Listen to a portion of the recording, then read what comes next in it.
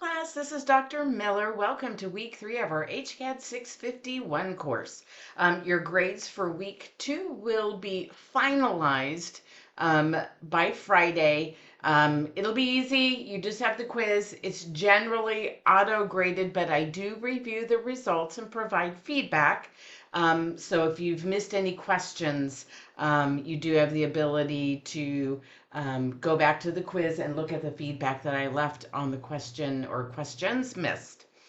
If you're missing any work from from the prior weeks, from weeks 1 or 2, make sure that you submit that as soon as possible so that we can get your grades updated and you can have a solid start to the course. I want you to be successful in your academic goals. Okay, so now we are moving on to week 3. And our topic for week 3, consumer financial responsibility and protections. Let's go ahead and open up the content here. Let's take a quick peek at the overview for the week. You have 4 weekly objectives: to examine benefits and services generally covered by insurance.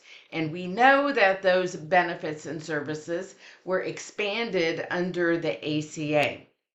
We're going to analyze how coverage is determined, evaluate the factors that contribute to health insurance costs for the consumer, evaluate patient rights and protections regarding health insurance, and then 5 key learning concepts: normally covered benefits and services, factors that contribute to health insurance premiums, out-of-pocket spending, provider network design and patient costs, and then patient rights and protections.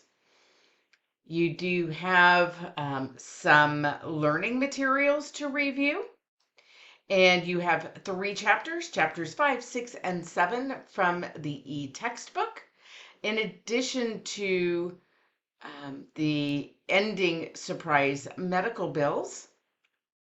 And you have 2 activities. You have your patient responsibility discussion and your week 3 quiz, which is based upon your e-textbook reading. Let's take a look at your discussion this week.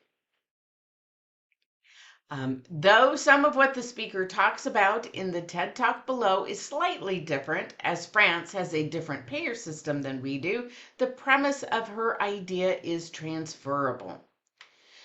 So after you have watched this TED Talk video, as patients, what responsibilities do we have containing and controlling the cost of our healthcare and the usage of it? With the rise of technology, what responsibility do others, such as insurance companies, have in providing access to portable technology to prevent expensive hospital visits and allow for remote monitoring? Share your thoughts around different stakeholder responsibilities. Now, make sure that you post your initial response by Wednesday to avoid any late penalties. And then also make sure that you've responded to at least 2 of your classmates' initial posts by Sunday. And as a reminder, always go back and check your thread to see if anybody has responded to you. If you have any questions between now and Sunday, don't hesitate to reach out, and I'll see you in the discussion.